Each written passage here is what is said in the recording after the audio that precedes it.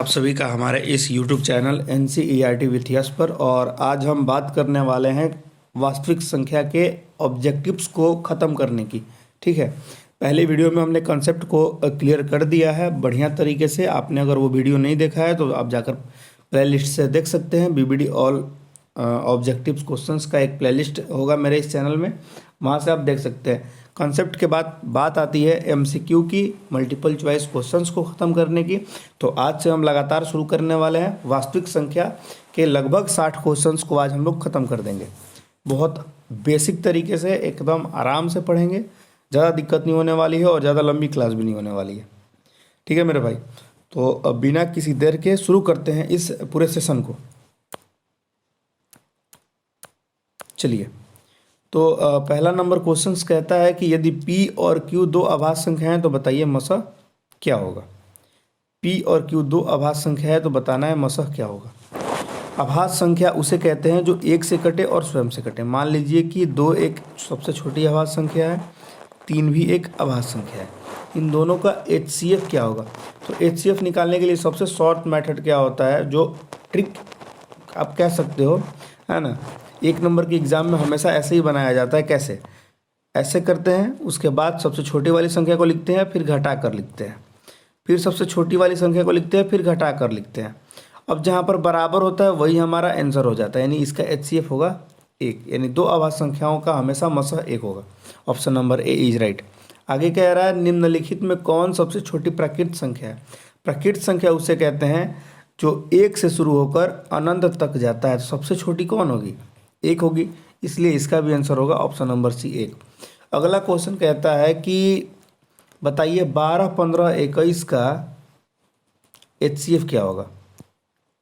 12, 15, 21 का HCF क्या होगा। ठीक है, लिख देता हूँ मैं 12, 15, 21।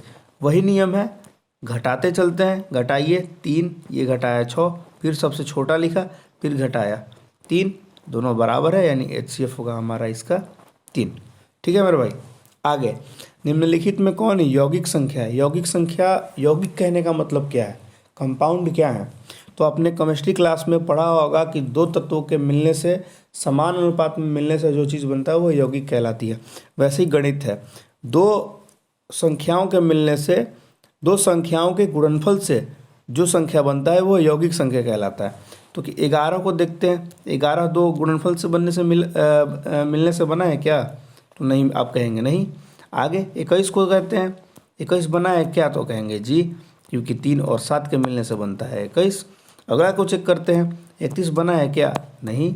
आगे 41, नहीं। 1 की कोई वैल्यू नहीं होती है। ठीक है, 1 से गुना करके नहीं होता है, वो सभी संख्याएं होती हैं 1 से गुणनफल। ठीक है, तो हम कहेंगे ऑप्शन नंबर B क्या है हमारा, बिल्कुल सही है। अगला क्वेश्चन कह रहा है नंबर 5 की 18 और 72 का बताइए मसह क्या होगा। बहुत आसान है, आप आराम से निकाल लीजिएगा। 18, 72, मेरा मेथड पकड़िए, नॉर्मली वे में बनाइए। सबसे छोटा को पहले, फिर घटा कर लिखिए, फिर सबसे छोटा पहले, फिर घटा के लिखिए, सबसे छोटा पहले, घटा के लिखिए। जहाँ बराबर होता है वही हमारा होता है आंसर, यानी इसका मसह होगा 18। अगला क्वेश्चन कहता है कि बताइए कि 64 में 2 के कितने घात है अभाज्य गुणनखंड के। ठीक है, तो अभाज्य गुणनखंड करने के लिए आप सभी ने बचपन में ही पढ़ा है कि कैसे करते हैं अभाज्य गुणनखंड। ठीक है, चलो देखते हैं। 64 को लिख दिया मैंने, 2 से किया 32 बार में, 2 से किया 16 बार में, 2 से किया 8 बार में, 2 से किया 4 बार में, फिर 2 से किया 2 बार में, फिर 2 से किया 1। कितने हैं 2 के घात, तो आप बताओगे 1 2 3 4 5 6। 2 के घात 6, यानी कि यहाँ लिखेंगे 2 घात, सिर्फ पूछ रहा है घात कितने हैं, तो घात है 6, यानी ऑप्शन नंबर हो जाएगा C। ठीक है, आगे, निम्नलिखित में कौन अभाज्य संख्या है। मैं अभी बताया कि अभाज्य संख्या उसे कहते हैं जो या तो 1 से कटे, नहीं तो स्वयं से कटे। 1 और स्वयं से कटे उसे कहते हैं अभाज्य संख्या। तो 31 ऐसी संख्या है जो 1 और स्वयं से कट रहा है। 33 क्यों नहीं है, तो 33 3 से भी कटता है, 11 से भी कटता है, तो ये नहीं है। 39 क्यों नहीं है, 3 से भी कटता है, 13 से भी कटता है, नहीं है। 38 2 से भी कटता है, 19 से भी कटता है, नहीं है। तो जो बचा D वो है। ठीक है मेरे भाई। उम्मीद है आपको अभी तक सातों क्वेश्चंस बहुत अच्छे तरीके से समझ में आ गया होगा। यदि कोई दिक्कत आती है तो आप कमेंट सेक्शन में कमेंट कीजिए, हम उसके निवारण के लिए कुछ उपाय ढूंढेंगे। ठीक है, आगे 156 में 2 के घात कितने हैं? चलो घात के लिए सबसे आसान तरीका यही तो है। ऐसा कुछ करते हैं, 2 से कटाएंगे 78 बार में, फिर 2 से कटाएंगे 39 बार में। पूछ रहा है 2 के घात, 2 के घात होगा 2, आगे 2 से वो कटेगा नहीं 39। ठीक है, तो चेक ही नहीं करेंगे, यानी घात कितने हैं 2 के, तो हम बताएंगे 2। अगला क्वेश्चन कह रहा है निम्नलिखित में कौन युग्म सह-अभाज्य संख्या है? सह-अभाज्य संख्या वह संख्या होती है जिसके गुणनफल समान न हो। ठीक है, वैसी संख्या जिसके गुणनफल समान नहीं होते हैं, ठीक है, उससे हम सह-अभाज्य संख्या कहते हैं। देखिए कैसे बनेगा, ये दिखाते हैं। अगर हम लिखते हैं 14 35, तो 14 में गुणनखंडों की संख्या क्या है? 2 गुना 7 गुना 14, ऐसा करके ऐसा हो सकता है। 14 मत लिखते हैं ऐसा, 35 को लिखते हैं तो 7 गुना 5, इसमें देखिए समान है, यानी कि ये ऑप्शन गलत है। अगला चेक करते हैं 18 25, 18 25, ठीक है। 18 को लिख सकते हैं 3 गुना ऐसा, 2 गुना 3 गुना 3। 25 को लिख सकते हैं 5 गुना 5। इसमें कहीं कोई सेम नहीं है, देखिए है क्या? तो आप कहिएगा नहीं, बिल्कुल इसमें सेम कहीं नहीं है। इसमें 2 है, 3 है 3 है, इसमें 5 है 5 है। तो कहने का मतलब इसमें कोई समान नहीं है, तो हम कह सकते हैं option number B is right. ठीक है, क्वेश्चन नंबर 10 की ओर आते हैं। क्वेश्चन नंबर 10 कहता है कि बताइए कि रूट 12 का परिमेयकरण गुणांक क्या है? परिमेयकरण कहते किसे हैं? सबसे पहले यह बात समझ लीजिए आप। तो परिमेयकरण का मतलब होता है कि रूट को हटाना। रूट को हटा दिए मतलब परिमेयकरण कर दीजिए, यानी कि उसको हल करके देखिए कि फालतू चीज़ क्या बच रहा है रूट में। तो उसको हम हल करेंगे तो लिख सकते हैं 12 को 4 गुना 3, 4 का वर्गमूल तो होता है भाई 2, 3 का नहीं होता, √3। तो फालतू चीज़ जो बचा वो हमारा है √3, यानी कि यही इसका गुणांक है। यानी कि √3 ऑप्शन में कहीं दिखे तो ठोकिए उसको, ऑप्शन नंबर ए। अगला क्वेश्चन कह रहा है निम्नलिखित में कौन परिमेय संख्या है? तो √7 का कभी वर्गमूल नहीं हो सकता, तो ए तो गया नहीं है। बी पे आते हैं, 100 का वर्गमूल होता है कितना? 10, तो 10 और 10 20, यानी यह 20 है, तो यही हमारा क्या हो जाएगा? परिमेय संख्या। Option number B is right. हम सभी को पता है कि जिसका वर्गमूल पूर्ण वर्ग नहीं होता है वो परिमेय संख्या नहीं कहलाती है, जिसका होता है वो परिमेय संख्या कहलाती है। √7 का वर्गमूल नहीं होता है, इधर √3 का वर्गमूल नहीं होता है, √5 का भी वर्गमूल नहीं होता है, √100 का वर्गमूल होता है 10, और पहले से मौजूद है 10, तो 10 + 10 मिलकर बनाया 20, और हम 20 को 20/1 लिख सकते हैं, अर्थात P/Q के रूप में हम इसे लिख सकते हैं, इसलिए यह एक परिमेय संख्या है।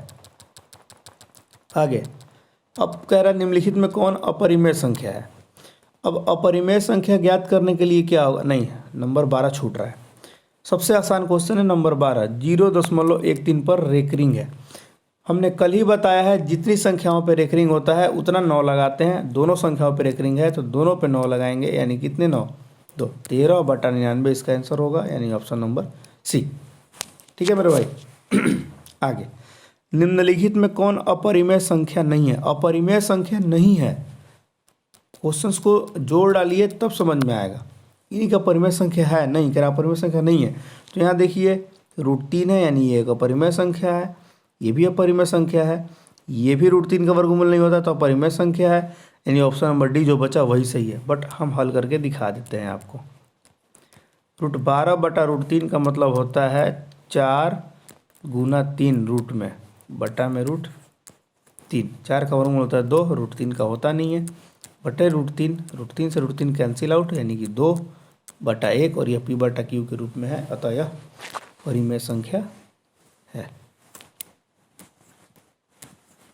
ठीक है मेरे भाई।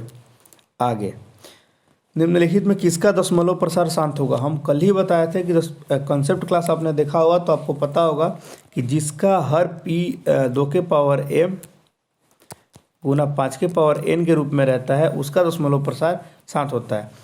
इन दोनों के अलावा कोई थर्ड पार्टी अगर एंट्री मारता है, कोई तीसरा संख्या आता है, तो समझ जाइए कि उसका दशमलव प्रसार अशांत होगा।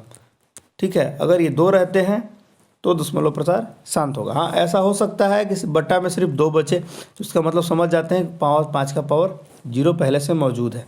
ठीक है, अगर बट्टा में 5 सिर्फ बचता है तो हम खुद से समझ जाएंगे कि इसमें 2 का पावर 0 छिपा हुआ है। ये बात आप हमेशा ध्यान में रखोगे, ऐसे क्वेश्चंस आएंगे आप क्लियर हो जाओगे, घबराने की कोई आवश्यकता है नहीं। चलो देखो, तो कह रहा है कि कौन दशमलव प्रसार किसका शांत है। ठीक है, तो शांत करने के लिए हम क्या करेंगे, चेक करेंगे। 1600 को चेक करते हैं। ठीक है, 2 से करते हैं 800, 2 से करते हैं 400, फिर 2 से करते हैं 200, फिर 2 से करते हैं 100, फिर 2 से करते हैं 50, फिर 2 से करते हैं 25, फिर 5 से करेंगे 5। यानी क्या आया ये 1 2 3 4 5 6, 2 का पावर 6 गुना 5 का पावर 2। यानी कि यही देखिए 2 के पावर, इसमें कोई थर्ड पार्टी एंट्री नहीं मार रहा है, यानी कि option number A is right. लेकिन आपके भरोसे के लिए हम बाकी का भी चेक करेंगे। ठीक है, ऐसे तो ये हमारा आंसर दिख गया कि ऑप्शन नंबर ए है, लेकिन आपके भरोसे के लिए हम चेक कर देते हैं। 210 है अगला, बी नंबर क्या है 210। 210 को भी आपको हम चेक करके दिखा देते हैं क्या कहानी है। 2 से कटाएंगे 105 बार में, अभी 3 से कटेगा, 3 9 3 5 15, यानी कि यहाँ थर्ड पार्टी एंट्री मार लिया है 2 गुना 3, आगे चेक ही नहीं करना है, यानी कि ये तो ऐसे ही ख़त्म हो गया। अगला आप चेक करके आपको दिखा देते हैं 88। 88 को भी दिखा देते हैं। 88 में देखिए वो एंट्री मारेगा कैसे, 44, फिर दूसरे 22, फिर दूसरे 11। 11 एक थर्ड पार्टी है, थर्ड पार्टी ने एंट्री मारा 11, 2 5 लाना है लेकिन 11 आ गया, यानी कि ये भी ऑप्शन क्या हो गया गलत। 75 को भी आपको चेक कराएंगे, घबराने की कोई आवश्यकता नहीं है। 75 को भी देखिए 2 कितना बार में, 2 से तो ये कटेगा नहीं, सॉरी 3 से 25 बार में, पहले ही राउंड में 3 मार दिया एंट्री। यानी कि सारे ऑप्शंस क्या हैं मेरे भाई गलत है, option number A is right. अगला क्वेश्चन कहता है निम्नलिखित में कौन अपरिमेय संख्या है। अपरिमेय संख्या है कौन, कौन सी संख्या अपरिमेय है। चलो अपरिमेय संख्या निकालो कौन है। तो ये देखो, ये इसको हम परिमेय संख्या के रूप में लिख सकते हैं, पी बटा क्यू के रूप में लिख सकते हैं। बताया हूँ जितना रेकरिंग उतना 9 करके। 16 का वर्गमूल होता है 4, यानी कि ये भी नहीं है, यानी कि दोनों ऑप्शन गलत हो गया। ये देखिए यहाँ पर ऑप्शन में गलती हो गया, इसे जोड़ के जगह यहाँ पे इसे गुना देना था, लेकिन इसने जोड़ दे दिया है। ठीक है, क्योंकि ये भी एक अपरिमेय संख्या ही है। ये गुना होगा, यानी √5 गुना √5 √25, और √25 का वर्गमूल होता है 5। ये भी एक परिमेय संख्या है, तो जो बचा वही अपरिमेय है। कैसे है वो भी हम हल करके दिखा देते हैं। √9 बटा 27, √9 बटा में 27 का मतलब होता है 9 तिया 27, 1 का वर्गमूल होता है 1, 3 का होता है √3। यह एक अपरिमेय संख्या है। ठीक है, तो ऐसे ही ये सोल्व होगा।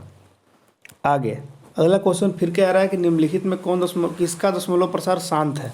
शांत के लिए मैंने बताया है क्या करना है, 2 और 5 का। इसमें देखो, इसमें ए में कहीं 2 दिख रहा है क्या, नहीं, तो ऐसे इसको देखते ही काटेंगे। इसमें 41 है, यानी 2 नहीं है। 45 में भी 2 नहीं है। ठीक है, 3 है, जो बचा वो हमारा आंसर। हमने तरीका बता दिया है, आप खुद देख लो।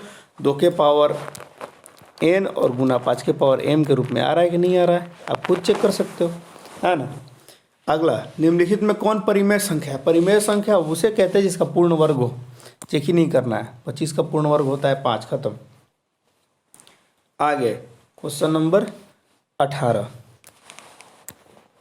क्वेश्चन नंबर 18 पे चलते हैं हम, और कह रहा है कि 0.105 को हमने P बटा Q के रूप में लिखा है। ठीक है, 1 सेकंड मैं साफ कर दूं जरा।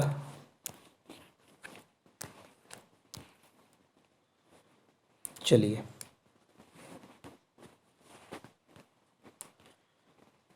क्वेश्चन नंबर 18 कह रहा है कि 0.105 को P बटा Q के रूप में बदलिए क्या होगा। तो पॉइंट को जब उड़ाते हैं तो लिखते हैं 1000, और अंश से हमें कोई मतलब नहीं है क्योंकि अंश हमारा मतलब है हर से। 1000 को आप तोड़िए क्या होता है देखते हैं।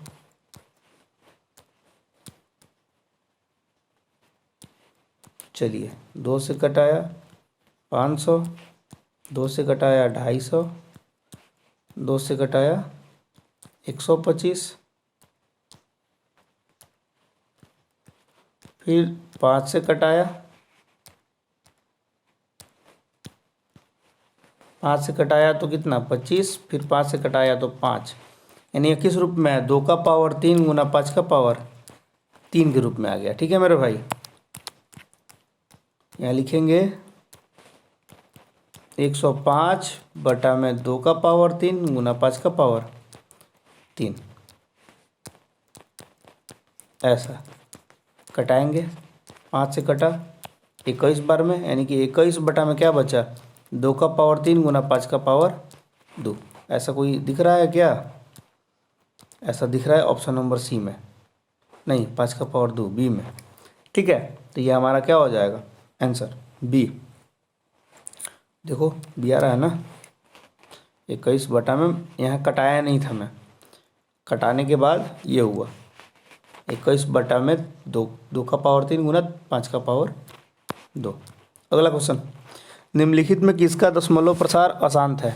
अशांत के लिए क्या करते हैं भाई, तो 2 के पावर m और 5 के पावर n ढूंढते हैं। 121 में नहीं दिख रहा है तो हम कह सकते हैं कि यही हमारा राइट आंसर है, बाकी इन सब में है, ये भी 0 लगा हुआ है। ठीक है, 19 क्वेश्चंस हमने कर लिए और 19 क्वेश्चंस में मुझे उम्मीद है कि आप सभी को ज़बरदस्त तरीके से समझ में सभी आ गया। अगला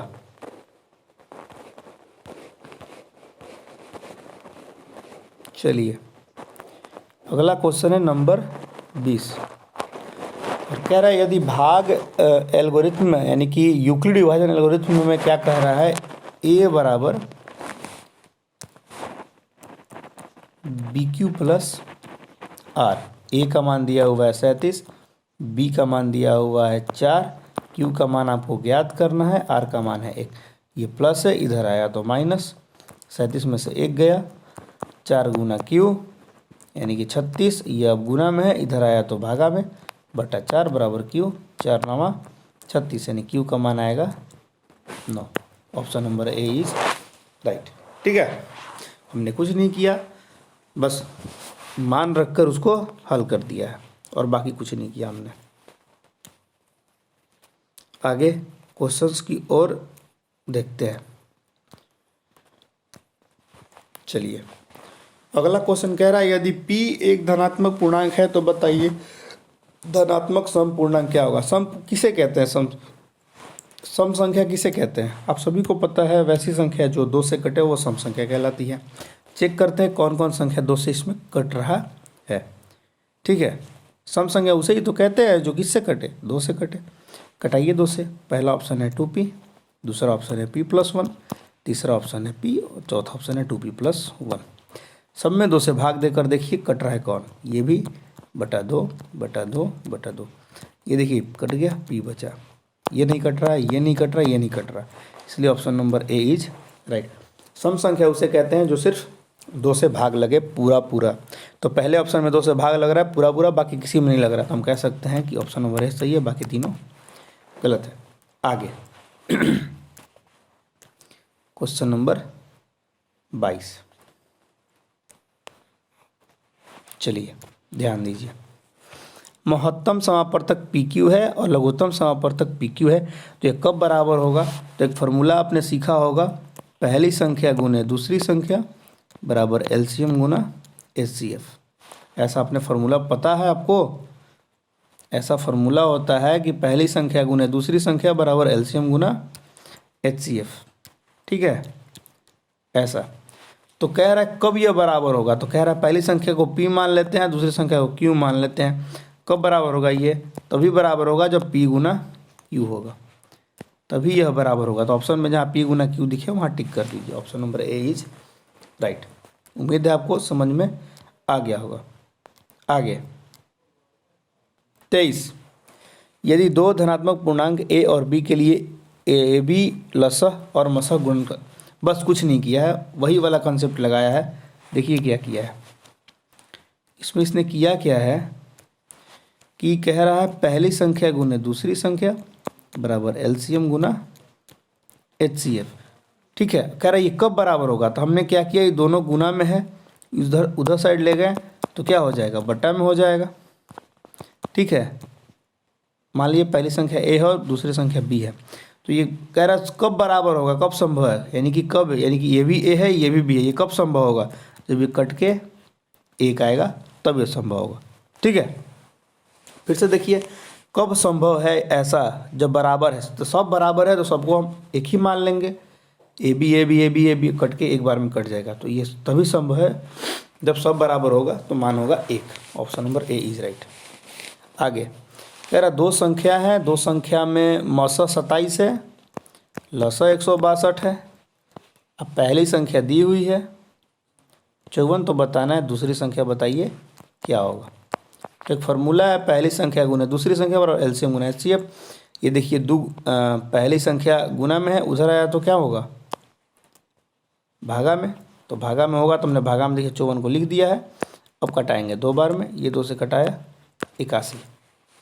option number D is right. आगे किसी धनात्मक पूर्णांक q के लिए प्रत्येक धनात्मक विषम पूर्णांक का रूप क्या हो सकता है। विषम पूर्णांक की बात कर रहा है, तो विषम पूर्णांक के लिए क्या करना होगा, तो देखिए वही वाला 21 नंबर क्वेश्चन जैसा था वैसा ही हम इसको भी बनाएंगे। विषम पूर्णांक उसे कहते हैं जिसमें 2 का भाग न लगे, बाकी सब में जिसमें 2 का भाग लगेगा वो हमारा सम पूर्णांक कहलाएगा। तो 6q पहला ऑप्शन है, दूसरा ऑप्शन है 6q + 2, तीसरा ऑप्शन है 6q + 1 और चौथा ऑप्शन है 6q + 4। सब में देखते हैं 2 का भाग जिसमें लगेगा वो विषम पूर्णांक नहीं होगा। इसमें भी देखिए लग जा रहा है, इसमें भी लग जा रहा है, इसमें नहीं लग रहा है, इसमें भी लग जा रहा है, जिसमें नहीं लग रहा है वही तो विषम पूर्णांक है, यानी option number C is right. आगे प्रत्येक परिमेय संख्या होती है, प्रत्येक परिमेय संख्या प्राकृतिक संख्या भी हो सकती है, पूर्ण संख्या भी हो सकती है, तो ये ऑप्शन गलत है। पूर्ण संख्या 0 भी हो सकता है, 1 भी हो सकता है, माइनस हो सकता है। पूर्ण संख्या माइनस में जाता नहीं है, वो 0 से शुरू होता है, ये 1 से शुरू होता है। एक पूर्णांक यानी कि -0 प्लस नहीं, वो रूट भी हो सकता है, तो ये भी ऑप्शन गलत हो गया। तो बचा जो डी वही हमारा सही है। वास्तविक संख्या का मतलब सारी संख्याएं परिमेय संख्याएं कहलाती हैं। ठीक है, तो हम कह सकते हैं एक वास्तविक संख्या आंसर है इसका। अगला क्वेश्चन कह रहा है 22/7 कैसी संख्या है। तो हम बहुत पहले से पढ़ते आ रहे हैं कि पाई अगर दिया रहेगा तो वह परिमेय संख्या, लेकिन पाई का मान दिया रहेगा तो वो एक परिमेय संख्या होगा। ठीक है, 2 लगातार संख्याओं का मसा हमेशा 1 होगा। देखिए 2 और 3 का मसा क्या होगा, घटाएंगे तो 1, फिर घटाएंगे तो 1, बराबर जहाँ वही आंसर। तो 2 लगातार संख्याओं का मसा हमेशा 1 होता है। आगे यदि 2 a और b अभाज्य संख्या है तो बताइए a b का लसाअ क्या होगा। लसाअ की बात कर रहा है, लगातार संख्या 2 3 लगातार संख्या है तो लसाअ क्या होगा, तो गुना करते हैं लगातार संख्याओं के लिए, तो लसाअ हमेशा गुणनफल होता है। तो पहली संख्या मान लीजिए a है, दूसरी संख्या b है, तो हमेशा लसाअ a b होगा। ऑप्शन में कहीं दिखे a b और ठोकिए, ऑप्शन नंबर सी। ठीक है, क्वेश्चन नंबर 30, निम्नलिखित में कौन एक अभाज्य संख्या है। अभाज्य संख्या कौन है, 13। दिखते ही मार दीजिए। 45/60 का मसा कितना होगा, तो 45/60 का मसा होगा 15। ठीक है, कैसे होगा आपको तरीका पता है। 45/60 घटाइए, सबसे छोटा को पहले लिखिए, घटा के लिखिए, फिर सबसे छोटा को पहले लिखिए, घटा के लिखिए, सबसे छोटा पहले लिखिए, फिर घटा के लिखिए, जहाँ बराबर होता है वो हमारा कहलाता है आंसर। ठीक है, सबसे छोटी इसका मसा 15 है। ठीक है, उम्मीद है अब तक आपको बहुत बढ़िया से समझ में आ गया। ठीक है, आगे आते हैं क्वेश्चंस की ओर। सआभाज्य संख्याओं का मसा क्या होता है, तो सआभाज्य संख्याओं का मसा भी हमेशा 1 होता है। सआभाज्य संख्या उसे कहते हैं जिसके गुणनफल समान न हो। ठीक है, आप निकाल के देखिएगा। 18/25 वो सआभाज्य संख्या था, क्वेश्चन में मैंने पहले वाले में कराया था, है ना। क्वेश्चन नंबर 22 या 21 की उससे पहले था, है ना। तो उसका सआभाज्य 18/25 एक सआभाज्य संख्या है, तो उसका निकालिएगा तो हमेशा मसा उसका 1 आएगा। मसा निकाल के देख लीजिएगा। ठीक है, इसलिए 1 टिक कर दिया मैं। 144 में 2 के घात कितने हैं, तो घात निकालने के लिए हमने बताया है क्या किया जाता है। 144 में 2 के घात कितने हैं, 2 से कटाया 72 बार में, 2 से कटाया 36 बार में, 2 से कटाया 18 बार में, फिर 2 से कटाया 9 बार में। अब 9 आ गया तो 2 आएगा नहीं, यानी कि 2 का घात 4। घात कितने हैं, तो 4, यानी option number C is right.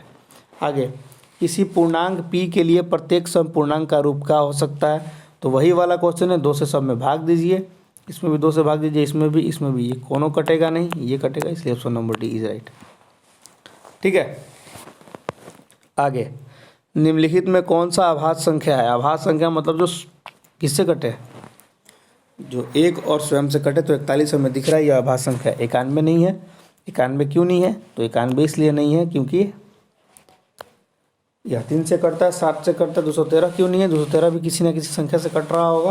501 भी कट रहा है, 501 3 से ही कट रहा है।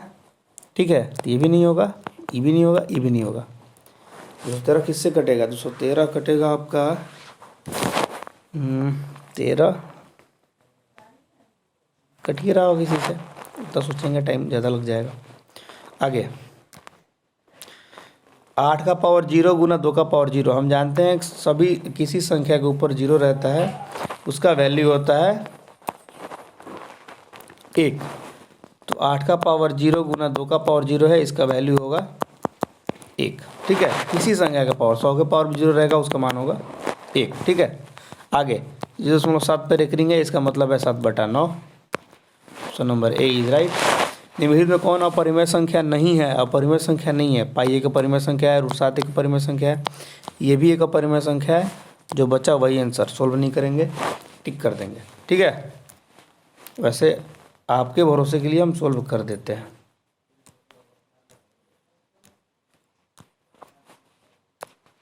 चलिए देखिए कैसे, कितना है? 3 है, √75 है, बटा √48 है। ठीक है, 3 75 का मतलब 25 गुना 3, 48 का मतलब 16 गुना 3। √3 से √3 खत्म। अब आगे देखिए, 3 25 का वर्गमूल 5 और 16 का वर्गमूल 4, यानी कि 15/4 एक परिमेय संख्या है। ठीक है, आगे, निम्नलिखित में किसका दशमलव प्रसार अशांत होगा? अशांत का मतलब जो फालतू घुस जाए। देखिए ऑप्शन नंबर बी में कहीं 2 नहीं दिख रहा है, यानी फालतू घुसेगा कुछ ना कुछ, यानी कि ऑप्शन नंबर बी हमारा क्या होगा? राइट। आगे 40 नंबर क्वेश्चन की ओर आते हैं, और 40 नंबर क्वेश्चन कह रहा है निम्नलिखित में कौन परिमेय संख्या है? परिमेय संख्या कौन है? देखिए ये तो √5 हो गया, तो ये तो परिमेय संख्या बिल्कुल ही नहीं है। ठीक है, 32 का मतलब 16 गुना 2, यानी कि 4 √2 इसका आंसर होगा। 32 का मतलब क्या होता है? 16 गुना 2, 16 का वर्गमूल 4 और 2 √2, तो ये भी गया। आगे, √50/500, ना 50 का वर्गमूल होता है ना 500 का होता है। कटा के देखिए, 5×50, 1/10 रूट में, इसका भी नहीं होगा, 1 √10 आएगा, यानी जो बचा हमारा 1/144, 1 का वर्गमूल 1, 12, यानी कि ऑप्शन नंबर ए क्या है हमारा? सही है।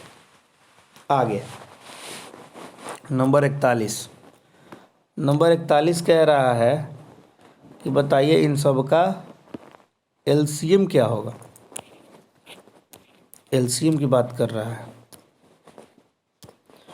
इन सब का एलसीएम क्या होगा? एलसीएम क्या है? 2 गुना 2 गुना 2 है।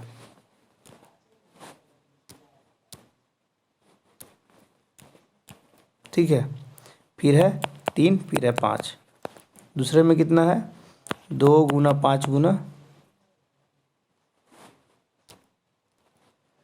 2 का पावर कुछ दिख रहा है, 2 का पावर 4 है, यानी 2 कितने हैं? 4, फिर है 5, फिर है 7। एलसीएम निकालने के लिए हमने आपको बताया है, जो चीज़ कॉमन होता है उससे पहले निकालते हैं। देखिए ये कॉमन है, ये कॉमन है, ये कॉमन है, ये कॉमन है। सबसे पहले कॉमन वाले को निकालो, 3 गो 2 है, 1 गो 5 है। जो फालतू बच गया उसको लिख लीजिए और गुना कीजिए। तो देंगे 4 दूना 8, 8 5 40, 40 दूना 120, 80, 80 दिया 240, 240 1680, इसका आंसर होगा 1680, ऑप्शन नंबर डी। अगला क्वेश्चन कह रहा है कि एम एक धनात्मक पूर्णांक है, तो बताइए विषम पूर्णांक क्या होगा? 2 से इसमें भाग लग जाएगा वो सम पूर्णांक कहलाएगा, यानी ये सम पूर्णांक है, ये सम पूर्णांक है, ये जो है 2 से नहीं लग रहा है, ये विषम पूर्णांक है। ठीक है, नंबर 43, यदि 2 संख्या का गुणनफल 2166 है, देखिए ये वो वाले सूत्र पर बनेगा, एलसीएम गुना एचसीएफ बराबर पहली संख्या गुने दूसरी संख्या। हम लिख देते हैं पहली संख्या गुने दूसरी संख्या बराबर एलसीएम गुना एचसीएफ। कह रहा है दोनों का गुणनफल है, दोनों को गुना करके लिखा हुआ है 2166। एलसीएम मुझे पता नहीं है, ज्ञात करना है। एचसीएफ दिया हुआ है 19, ये गुना इधर आया तो भागा। 2166 बटा में 19 बराबर एलसीएम कटेगा। 19 से कम 19, 19 से कम 19, 19 चौका 76, यानी कि यह 114 जो होगा वो उसका एलसीएम होगा। ठीक है, उम्मीद है आपको भी समझ में आया। नंबर 44, संख्या 2.1311311113 डॉट डॉट डॉट ऐसे बढ़ रहा है, तो अपरिमित रूप से जिसका दशमलव प्रसार बढ़ता जाता है वह कहलाता है अपरिमेय संख्या। आपने कक्षा 9 में पढ़ा होगा। ठीक है, आगे पाई बटा 3 क्या है, तो पाई एक अपरिमेय संख्या है। भाग दो, चाहे गुना करो या जोड़ो, सभी अपरिमेय संख्या ही मिलेंगे। नंबर 46,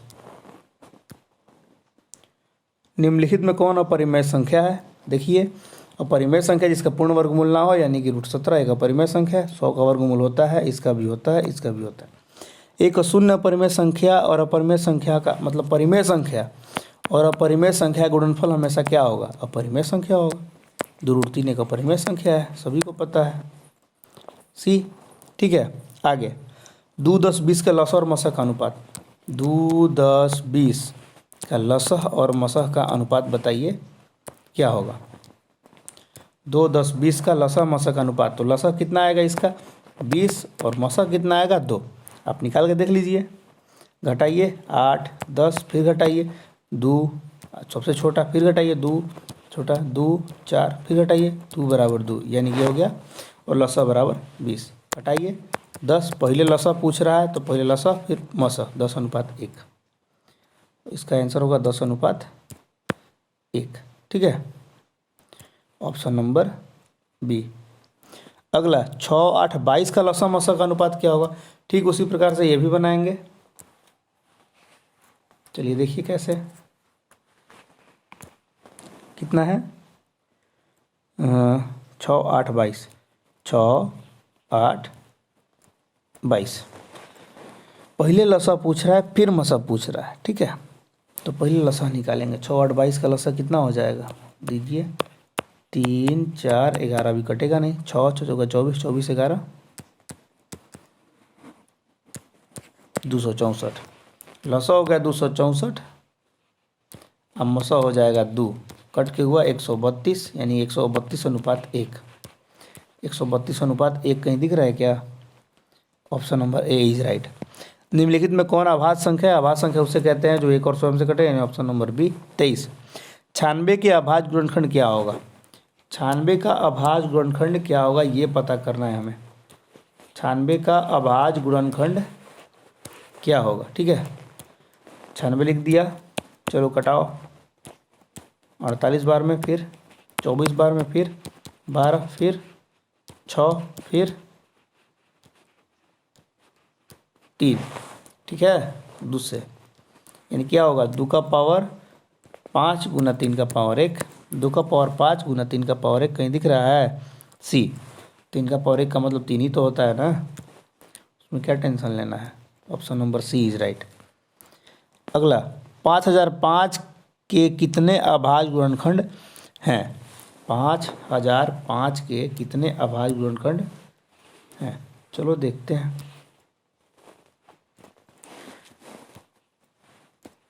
5005 के अभाज्य गुणनखंड की संख्या क्या है? 5 से कटेगा। ठीक है, 1, 0, 0, 1। अब ये किससे कटेगा?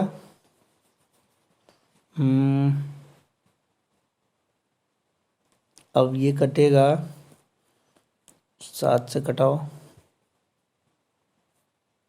11 से कटेगा। ये 11 9 99, 1 11 11 कम 11, 7 से कटेगा, यानी कि पहले ही 7 से कटाओ। 7 एकम 7, 7 चौका 28, 7 21। अब कटाओ 11 से 13 बार में, अब 13 से कटाओ 1 बार में। कितने आए? 1, 2, 3, 4। Option number C is right. ठीक है, आगे दो संख्याओं का गुणनफल दिया है, मसह दिया है, तो बताइए लसा क्या होगा। फिर से चलो बनाते हैं इसे, कोई टेंशन नहीं है। क्या होता है, पहली संख्या गुने दूसरी संख्या बराबर एलसीएम गुना एचसीएफ। गुणनफल दिया हुआ है कितना, 86 70। एलसीएम ज्ञात करना है, एचसीएफ दिया है 17, गुना है इधर आया तो भागा में। 86 70 बटा 17 बराबर एलसीएम। 17 पाँचे 85, 17 एकम 17, 10, यानी इसका आंसर होगा 510, ऑप्शन नंबर डी। अगला आगे कह रहा है कि 65 तथा 117, 65 तथा 117 को दिया गया है इस रूप में।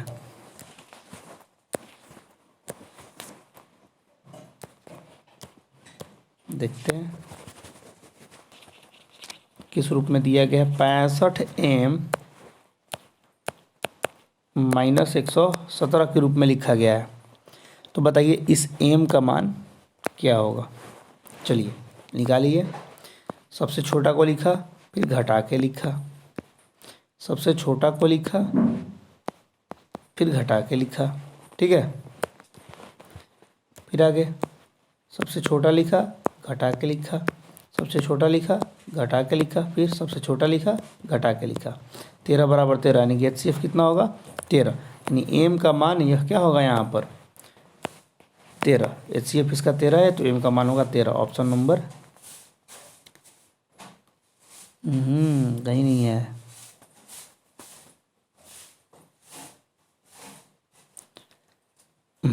एम का मान तो यही तो आ रहा है ना, घटाव में तो गलती नहीं हो गया, घटाव में गलती नहीं है। इसको हल करते हैं, देखते हैं क्या होता है। 65 गुना 13 माइनस 117, 13 पाँचे 65, हासिल 6, 13 छक्का 78 और 6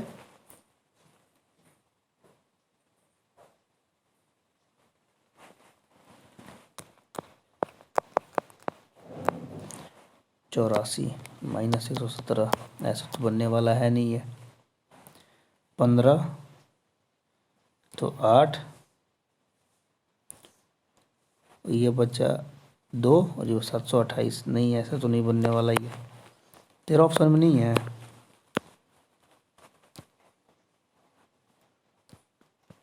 अच्छा इसको सर्किल करते हैं, इसको फिर कभी देखते हैं हम, इसको होल्ड पे रखते हैं। आगे दो परिमेय संख्याओं के बीच अधिकतम कितनी परिमेय संख्या हो सकती है, अनंत। ठीक है, क्योंकि देखो होता क्या है कि दो परिमेय संख्या, मान लो 1 और 2 है हमारे पास, ठीक है, दो परिमेय संख्या है 1 और 2, 1 और 2, इसके बीच में कितनी परिमेय संख्याएं हो सकती है, तो अनंत। क्यों, क्योंकि एक को हम लिख सकते हैं 1.1, 1.2, 1.3, 1.4, या लिख सकते हैं 1.11, 1.12, 1.13, 1.14, 1.15, ऐसा, या लिख सकते हैं 1.111, 1.112, ऐसे। तो ये बहुत सारी संख्याएं जाएंगी, तो हम कह सकते हैं इनके बीच में अनंत परिमेय संख्याएं हैं। उम्मीद है यहाँ तक सेशन आपको समझ में आया होगा बहुत अच्छे तरीके से। ठीक है, तब तक के लिए हमको दीजिए इजाज़त, और पार्ट 2 में जितने भी बाकी के क्वेश्चंस हैं वो एक ही सेशन में होंगे। तब तक के लिए धन्यवाद। अभी तक आपने हमारा सेशन लाइक नहीं किया है तो लाइक कीजिए, आपके लिए मेहनत दबा के की जा रही है, ठीक है, और हमें सब्सक्राइब कीजिए, सपोर्ट कीजिए। धन्यवाद, बाय बाय।